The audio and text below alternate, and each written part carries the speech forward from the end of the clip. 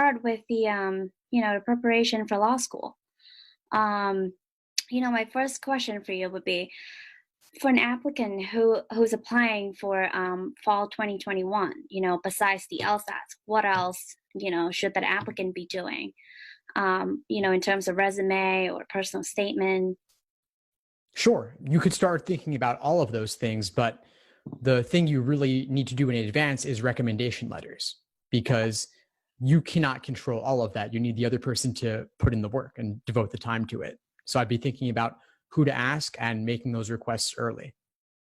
Okay. Would you say for a professor that you know really well, like I know really well? That's a great option. Yeah, you should definitely get academic letters if you can. How do you feel about, asking one from an academic advisor? Since, let's say, like, I don't have a second professor to ask. And what is their experience with you? I guess like during college, work with me through the entire process of college, I would say. How So, did they work with you?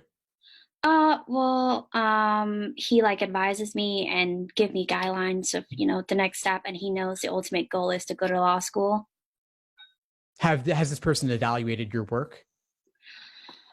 Um, not particularly. Um, I guess no. Then I would say a professor is probably a better option because they've actually evaluated your work, like papers or exams or written material, and they can really give a sense of what your writing ability is, for example. Okay. Because I also have another person who I interned for in Italy. He wrote me a recommendation letter as well, but it's in form of paper. So I'm assuming I would have to ask him, to do it electronically through Yeah, the. I would ask them so they can submit it directly to LSAC because it can't come from you. It has to come from the recommender directly. Okay. Okay. Thank you. Sure. Um. So in terms of personal statement, what would be the first step to begin? Because I have no clue in writing it, and how long would it be? Yeah, sure. Well, the length is simple. That's 2 pages double spaced. Typically, it could vary from school to school. Each school might have their own guidelines, but I would look to make the final draft around that length. Okay. Then as for the topic and getting started, you can write about nearly anything. The question is how you execute it.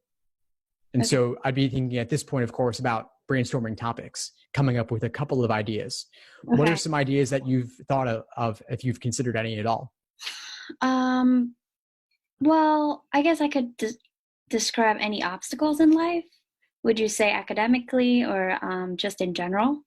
Yeah, obstacles are a great theme. Oh, obstacles and how you overcame them, I'd say is a good roadmap to think of for personal statements because it shows that you've encountered challenges before, you've Okay. grown from them and you've learned from them. And law school itself is a challenge.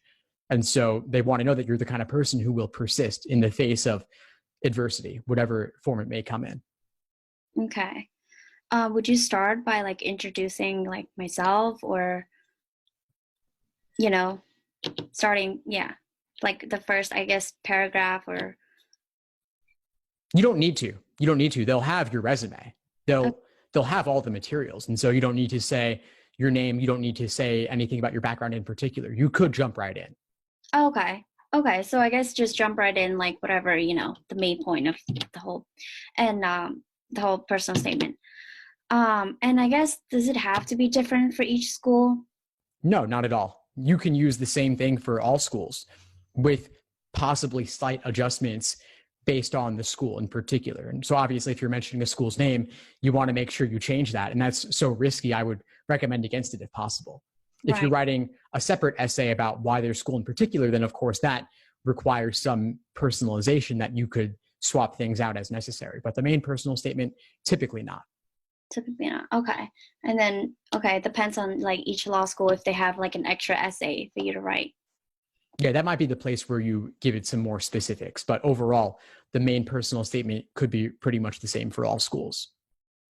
Would you say to incorporate like any programs that I'm interested, in that particular law school into personal statement?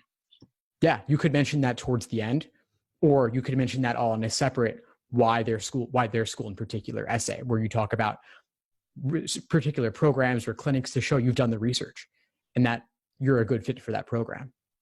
Okay. Okay.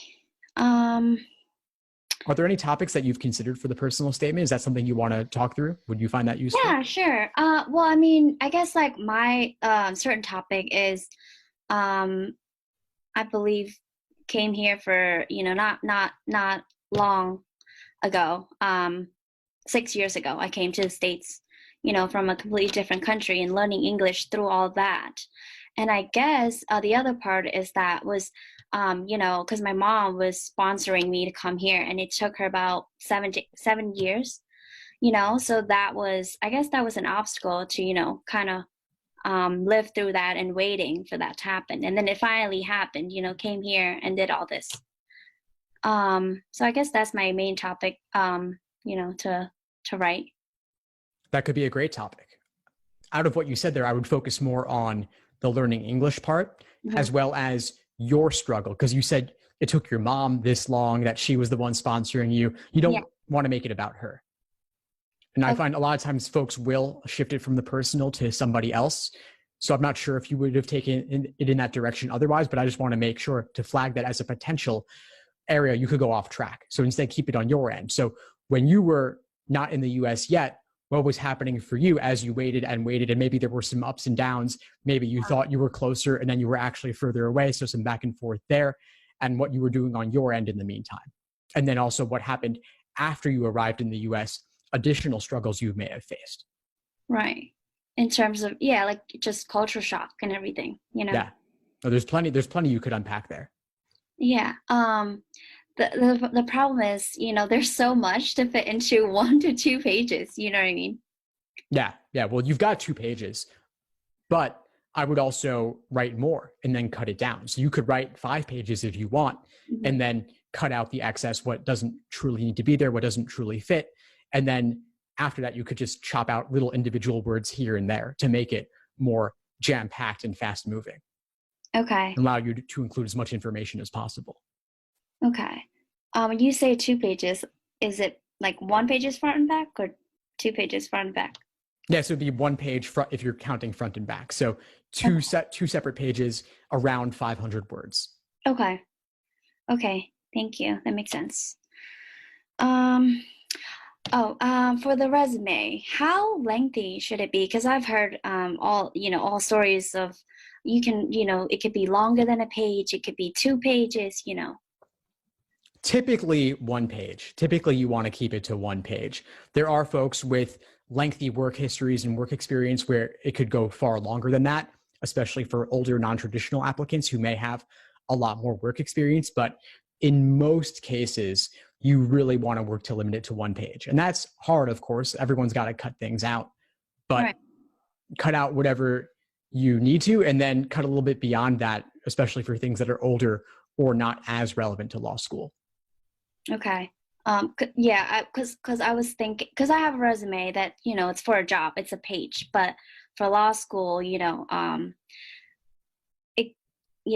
would you say to add like relevant coursework of like courses that I, took in college?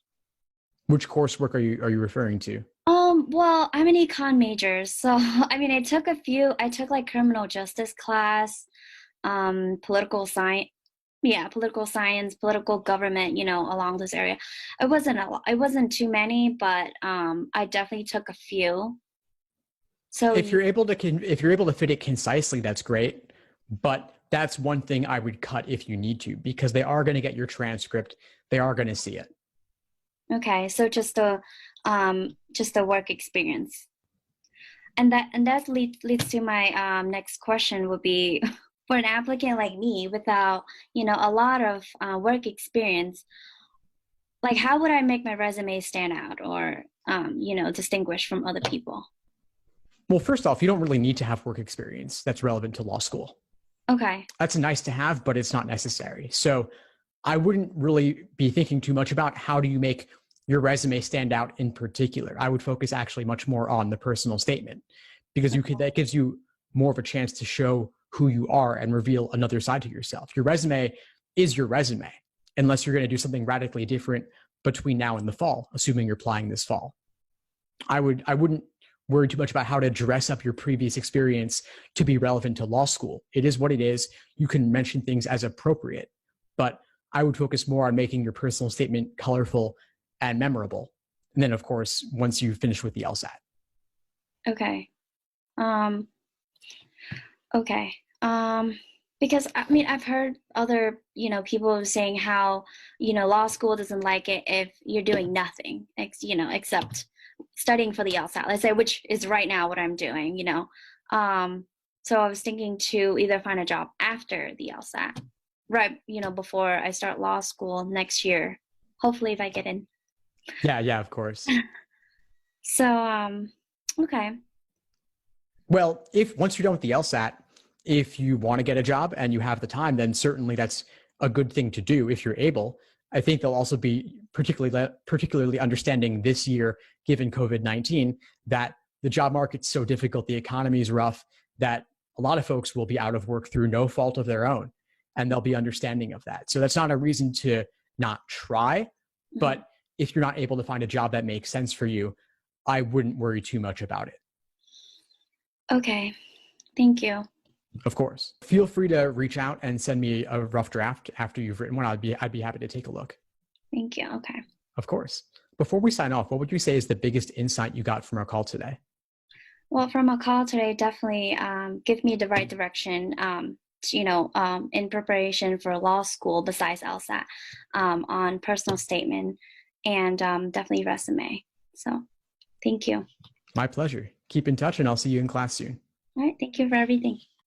Thanks for tuning into the show. Please subscribe if you haven't done so already to be notified of new episodes as I release them. And feel free to reach out if you need anything at all as you move forward with your prep. I'm happy to help however I can. In the meantime, I'll wish you all the best and take care.